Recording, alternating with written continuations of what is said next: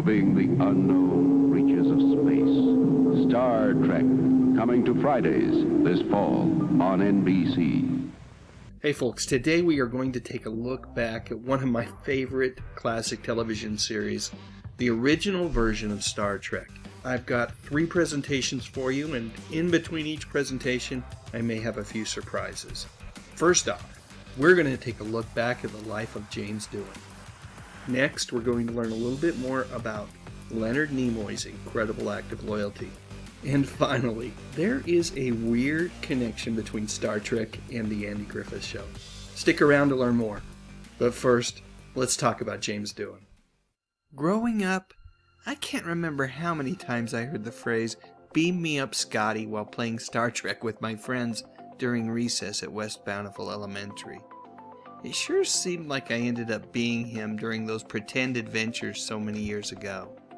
Years later, I remember watching an episode of The Simpsons where Scotty made an appearance in a trailer for Star Trek 12, of all things, subtitled "So Very Tired." Scotty was an easy character to mock.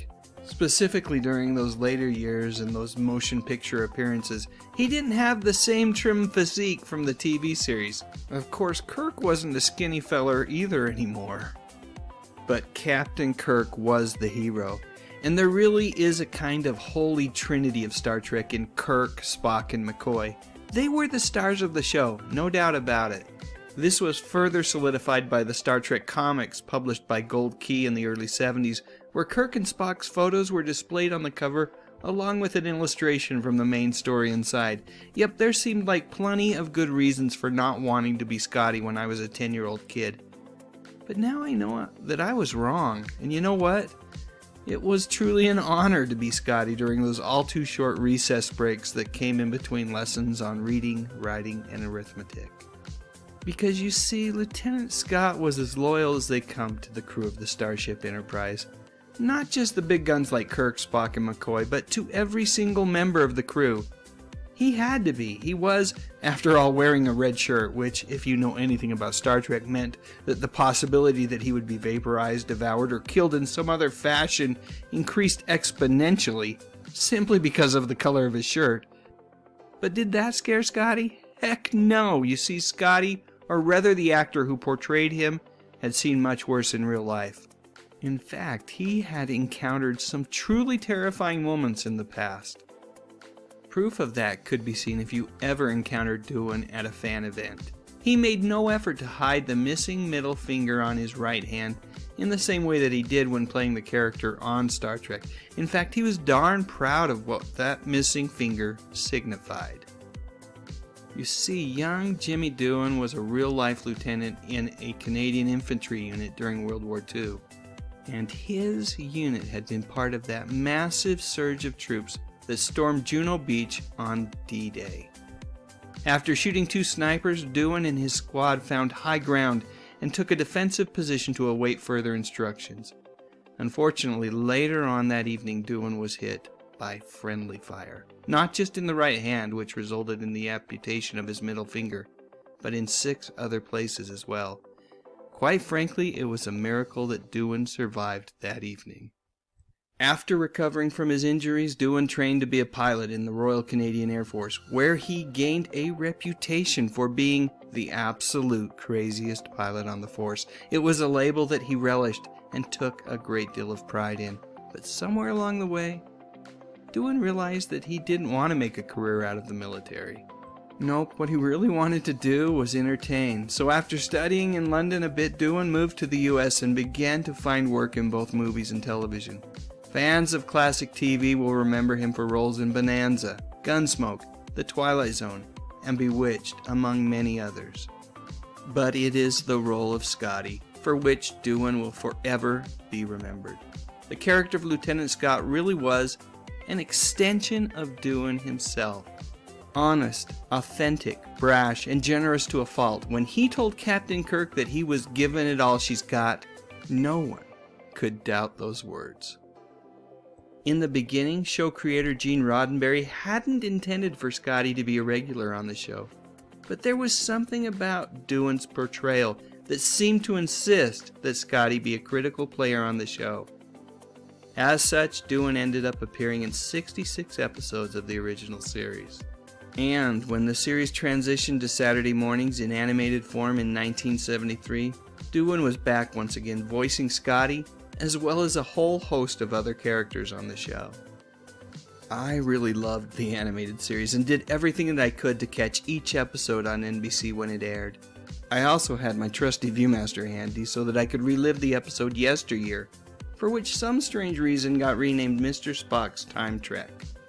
I was also a big fan of the Star Trek logbooks that were adapted from the animated series by author Alan Dean Foster. Those novels, which I would pick up at the little market store owned by Irv Cleverly, were my first exposure to Mr. Foster as an author. Later on, he would be commissioned to write the first Star Wars novel after the original movie hit it big. Splinter of the Mind's Eye is still one of my favorite stories, even though it ended up going in directions that would be completely ignored in later Star Wars movies. It is still a great book, and if you're a Star Wars fan as well as a Trek fan, it's well worth the time spent reading it. Alright, enough Star Wars talk. This is supposed to be a video about James Doohan. So after the animated series, Doohan did find himself a bit typecast. People could only see him as Scotty. And when he did find work, it was often within the sci-fi genre, such as his role in the Saturday morning live-action series Jason of Star Command.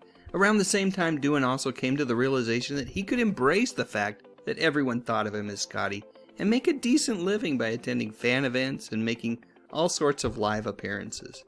And he started making even better money when the cast of the original series began making motion pictures.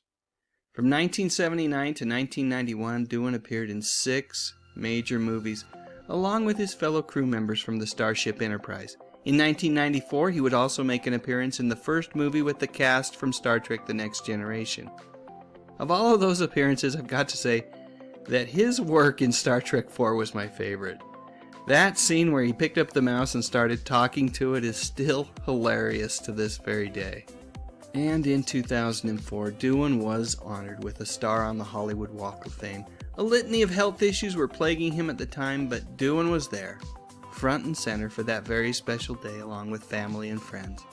It truly was a significant moment for James Doohan, who throughout his entire life had found a way to look on the bright side of things. Attended by many members of the original Trek cast, one could say that that moment was truly a celebration of a life well lived. Although Doohan passed away just a year later in 2005, the character of Chief Engineer Montgomery Scott lives on in the web-based series Star Trek Continues. In this wonderful recreation of the original Trek series, Scotty is now played by Doohan's son, Chris. How cool is that? If you are a fan of the original Star Trek and haven't caught any of the episodes of Star Trek Continues, you've got some homework to do. It's really good, folks. Trust me on this one. So that's it. One more picture. Let's go with Doohan's appearance as Scotty in a 1992 episode of Star Trek The Next Generation called Relics. Totally required viewing if you're a fan of either version of Star Trek. Time and space. These limitations affect us all. How can you conserve precious time and expand your working space? With an Edmonton Telephone's beeper. An inexpensive way to keep in touch for important calls and messages while you're away from home or office. If you're needed, you'll know instantly, and no one needs to know where you are. Edmonton Telephones, your total communications company, will save you time and money. Call Edmonton Telephones now. Tell them Leonard Nimoy gave you the message. Hello out there. I'm Mr. Sulu of Star Trek. When I'm out in space, I use the Starship Enterprise to get around. When I'm here in Milwaukee, I ride the bus to save time and money. Your $5 weekly pass is a great buy. Your bus tickets, the greatest. Take it from a man who knows. Your Milwaukee County transit system is really out of this world. Come ride with us on the bus. When you hear the name Leonard Nimoy, it's hard not to think about Mr. Spock, the half-Vulcan, half-human science officer that he played on the classic TV show Star Trek, which aired on NBC for 3 seasons during the late 60s. At the core of that show were 3 characters that drove many of the stories during the show's initial run: Kirk, Spock, and McCoy, and the actors who played them had such great chemistry together. I really grew to love these characters. But you know what? They weren't the only ones. In fact, I really grew to love the entire cast of the show. Each one of these characters were well developed and, most importantly, interesting and fun to watch. When NBC canceled the show after a letter writing campaign that saved the show from almost certain cancellation after the second season, fans thought that they might be saying live long and prosper to these characters forever. And I think some of the cast members did as well. In fact, after the show's cancellation, Nimoy quickly jumped from Trek to another popular show of the era, Mission Impossible, which was airing on CBS. Leonard co-starred on that show during its 4th and 5th seasons as Paris, an ex-magician and makeup expert. I remember watching Mission Impossible reruns in the mid-70s, and whenever an episode where Paris appeared, I'd think to myself, wow, he looks so strange without those trademark pointy ears. After Mission Impossible ran its course, Nimoy continued to find steady work in both TV shows and television movies. Among the shows that Nimoy guest starred in was Rod Serling's follow-up to The Twilight Zone, another anthology program titled Night Gallery. In fact, it was on Night Gallery where Nimoy got his start as a director, on an episode about modern-day vampires titled Death on a Barge. So with all that said, let's talk for a minute or two about the animated version of Star Trek. I still remember when this show premiered during the fall of 1973. I was so excited for Star Trek to be back. Little did I know about the drama that had actually taken place behind the scenes during the show's development. You see, apparently Roddenberry and team did not feel like the budget allocated for the new program was substantial enough to bring back all of the original cast members. Because of that, new characters were created, Lieutenants Maress and Arex. Maress, voiced by Roddenberry's wife Majel Barrett, would be the ship's new communications officer, and Lieutenant Arex was a navigations officer and would be voiced by Lieutenant Commander Scott himself, James Doohan. With these two new characters being voiced by actors who had already signed on to the show, it appeared that there would be no need to bring back Nichelle Nichols to voice Lieutenant Uhura or George Takei to voice Mr. Sulu. And poor Walter Koenig. Chekhov was apparently cast aside without even an effort to replace him with a new, more fantastical animated character. Yep, it seemed like a good plan. A plan that would allow the show to come in on budget and keep everyone involved with the show happy. And yet, there was someone who was not pleased. As you might have already guessed based on the title of this video, I'm talking about Leonard Nimoy. Everyone knew that for the new animated version of the show to be a success, it would require the presence of Mr. Spock. Everyone knew it, including Nimoy, who made it abundantly clear that if he were to be involved, so would Nichelle, George, and yes, even Walter. And just like that, don't ask me how it happened, Lieutenant Uhura and Mr. Sulu were back on board the Starship Enterprise. Yep, that's a much better looking crew, although I still can't see Chekhov anywhere. And that's because ultimately one concession was made. Koenig would not return to the show. Instead, he would be given an opportunity to participate in the new program by writing one of the episodes, titled The Infinite Vulcan. Although he was upset at not being included in the animated version of the show, Koenig has the distinction of being the first cast member to write a Star Trek story for television. Ultimately, Walter, Nichelle, and George were extremely grateful to Leonard for his willingness to take a stand for his friends. Maybe it wasn't that big of a risk taken on his part, but you know what? I don't know if that really matters. The fact of the matter is that when things weren't looking great for his friends, Leonard Nimoy stood up for them. An act of loyalty that I have to believe was never forgotten. It's probably worth mentioning this book. You know, I was aghast when I first saw this thing. It was published right after the animated version of Star Trek, and it seems that there was this brief moment in time when Leonard Nimoy didn't want to fully embrace the fact that millions of Americans would forever see him as loyal, brave, and mostly emotionless Mr. Spock. Fortunately for all of us, it wouldn't be all that long before Leonard realized the error of his ways and course-corrected with this wonderful book, a positive affirmation that he was indeed Mr. Spock. So that's it. What do you think? Are you surprised that it was Nimoy and not Shatner that ultimately went to bat for his fellow cast members? I'm a big fan of William Shatner's, but I have to say that I'm not all that surprised. Science and nature. How many chambers are there in a human heart? How should I know? I'm an actor, not a doctor. The Trivial Pursuit 10th Anniversary Edition. Is anyone not playing this game? Hi, I'm Chris, and this is Anna with MCI. She recently started a great friends and family calling circle. A group of friends that wanted to get back in touch. I believe I actually said we should resume communicating. And Anna called me. Then I signed up. I joined next. Then she called me. Then him. She obviously saved the best for last. Oh, that's why she called me next. I believe you're in the wrong circle. Who's that? There seems to be some error. Call and start saving an extra 20% on calls to your own friends and family circle. I absolutely loved classic Star Trek growing up. Every day I would hustle home from school, quickly make sure that all my homework was done, just so that I could watch the adventures of Captain Kirk, Mr. Spock, Dr. McCoy, and the rest of the amazing crew of the Starship Enterprise. The show was on our only UHF TV station, KSDU TV 20, and it was on every single weekday from 4 to 5 p.m.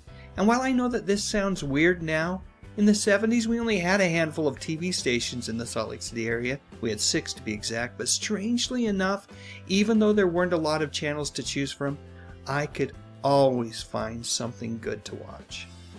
Maybe I was less discriminating back then, or maybe, just maybe, the programs were actually better.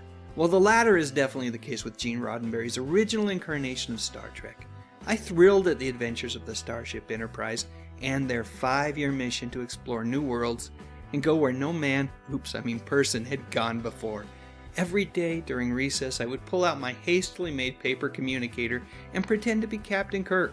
Sometimes I could convince some other nerd to play with me, but other times I would be on a solo mission, transporting down to a remote and potentially hostile planet on my own. Who knew what dangers I might find? One of my favorite episodes of classic Trek is the Hugo Award-winning Harlan Ellison-penned The City on the Edge of Forever. In this episode, Kirk and Spock chase a deranged Dr. McCoy through a time portal and find themselves in 1930s New York to ensure that time is not altered. I say New York, but it really wasn't. How do I know this? Well, growing up there were 2 other shows that I watched whenever I could. One was Gilligan's Island. Yeah, I know, save it for the comments section, folks. But the other was the Andy Griffith Show. And wouldn't you know it, instead of New York, I'm pretty darn certain that Kirk and Spock ended up in Mayberry. Just take a look at this scene with Kirk and Sister Edith Keeler, hauntingly portrayed by Joan Collins, as they walk down the street of this supposed New York City. Hey, wait, isn't that Floyd's barbershop in the background? Sure looks like it to me. The reality is that Trek shared various production lots with other shows, and one of them just happened to be the Andy Griffith Show. It's a little thing, but it made me smile way back then, and it still does even today. You know, I kind of like the idea of Kirk popping in for a trim around the ears. That seemed to be what Floyd did best. So there you go. Star Trek and the Andy Griffith Show. 2 great television programs, and both of them made a lasting impression on a young man in Woods Cross, Utah.